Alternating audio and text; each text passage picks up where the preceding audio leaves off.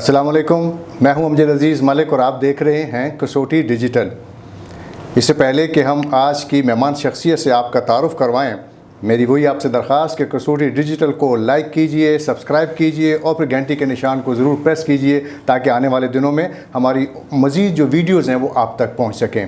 आज हमारे मेहमान शख्सियत एक मुल्क के सफ़ीर हैं और मुल्क का नाम है कज़ाकिस्तान और हमारा बहुत ही अच्छा दोस्त मुल्क है कज़ाकिस्तान। आज उनके सफ़ीर हमारे दरमियान मौजूद हैं।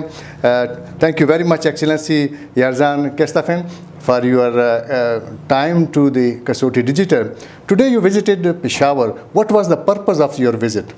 So first of all, thank you so much for having me here today. It's a great honor for me to be a part of your program. So our main purpose for our visit was to participate in the conference dedicated to the regional connectivity. I also met with the governor of your province and with the Chamber of Commerce. I believe it's very important when it comes to developing B2B and people-to-people contacts to visit regions and to meet local community, including business community. And today during this conference we discussed our regional interconnectivity, and I can tell you that just one very interesting fact, that Kazakhstan is the biggest landlocked country in the world, and probably Kazakhstan, as no one else understands what the importance of the regional interconnectivity. So when it comes to cooperation between Kazakhstan and Pakistan, I must say that we can serve each other as golden gates. When I say this, I mean that Kazakhstan can serve as a golden gate in terms of getting access to the Eurasian Economic Union and to the markets of the European countries, and of course to Central Asian countries as well. So, and in vice versa, Pakistan can serve as a golden gate for Kazakhstan in terms of getting, and by the way, not only for Kazakhstan, but in general for Central Asia region, yes, as a golden gate in terms of getting access to the open sea. You know that our region is a landlocked one, so Pakistan can provide us with the shortest route in terms of getting access to the open sea. So what I want to say is that we should consider each other not just like, you know, the final point of destination in terms of developing cooperation, including economic cooperation, which is a very important one, but also we can and we should consider each other as regional hubs. And we can develop significantly our potential in terms of experts in transit as well. But Excellency, what about the Afghanistan situation? What your government is thinking? So we believe that it's kind of a regional responsibility for the countries of the Central and Southern Asia. I think that our countries, I mean the countries of our region, Central Asia, Pakistan of course, as no one else is interested in stabilization process in Afghanistan. And our President Tokayev, he declared that we are ready to have a constructive dialogue with Afghanistan today. But the most important thing is that we should, you know, they should prove that they reconsidered their approach, not only by their declarations, by their statements, but first of all by their deeds. So I believe that there is a great potential, and Afghanistan can play as a regional hub again. You know, I was really impressed when I just arrived in the middle of June. I read a couple of articles written by Prime Minister Imran Khan, and he mentioned the only region that Pakistan is really interested in developing cooperation with is Central Asia. So when it comes to developing cooperation between Pakistan and Central Asia, we should keep in mind that Afghanistan is a very important part of this cooperation. And moreover, Pakistan can have a lot of benefits from even cooperation between Kazakhstan and Pakistan. It can serve as a transit hub in terms of, you know, goods transportation, so on and so forth. So I see that Afghanistan, Pakistan and Central Asia, it's kind of win-win situation. I see that, and it's very important that I see that there is a good political will on both sides. So now it's time to change, you know, the situation. Now it's time to reconsider our approach, and now it's time to act. I believe that we have everything. So we have to develop brotherly relations between Pakistan and Central Asia, in particular with Kazakhstan, and to make our region prosper and to make our region competitive when it comes to developing our cooperation with the rest of the world.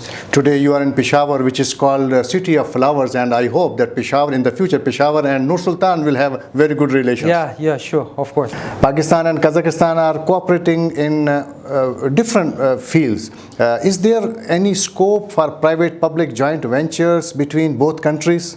Now, I must say that even in terms of statistics, there is a great discrepancy. So according to our statistics, bilateral trade is only $45 million last year.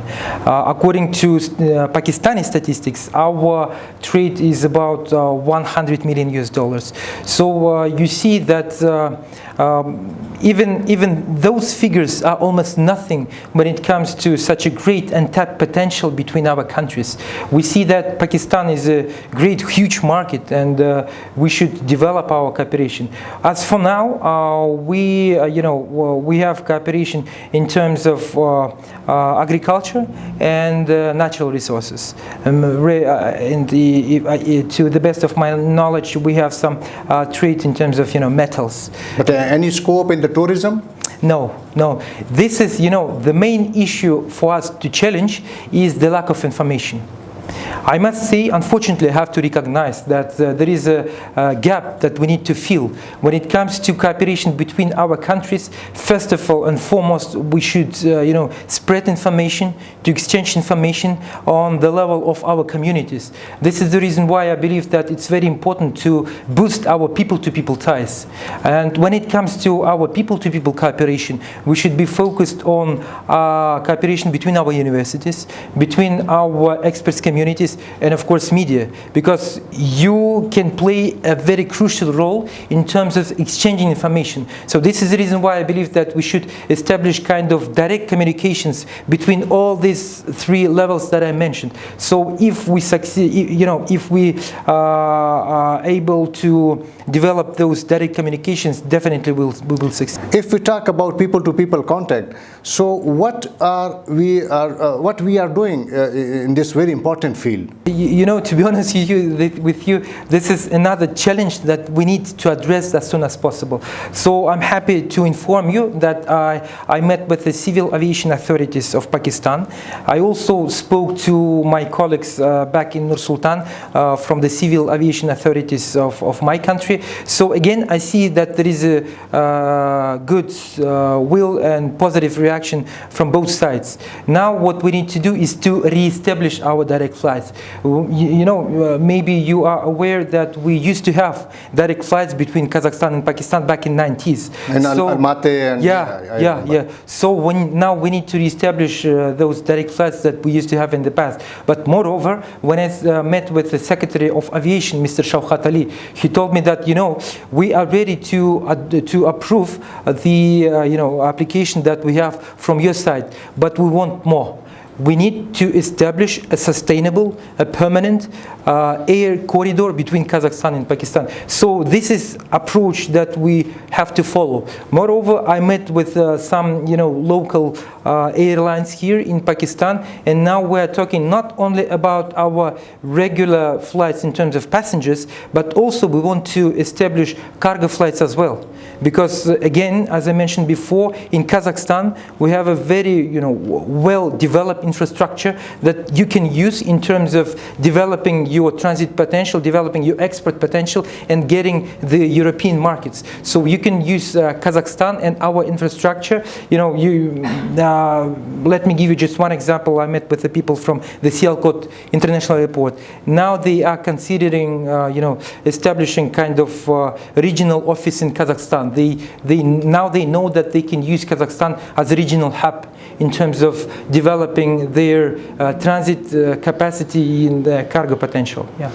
So, Excellency, can I offer you that Kasoti Digital is on your disposal if you want the 10 members delegation? We start from Peshawar, and if you send 10 members delegation to Peshawar, I will look after my Kasoti Digital will look after them. Sure. So I hope that you will send a message to back in Kazakhstan that we are ready to look after my people from Kazakhstan in Peshawar and in Islamabad also.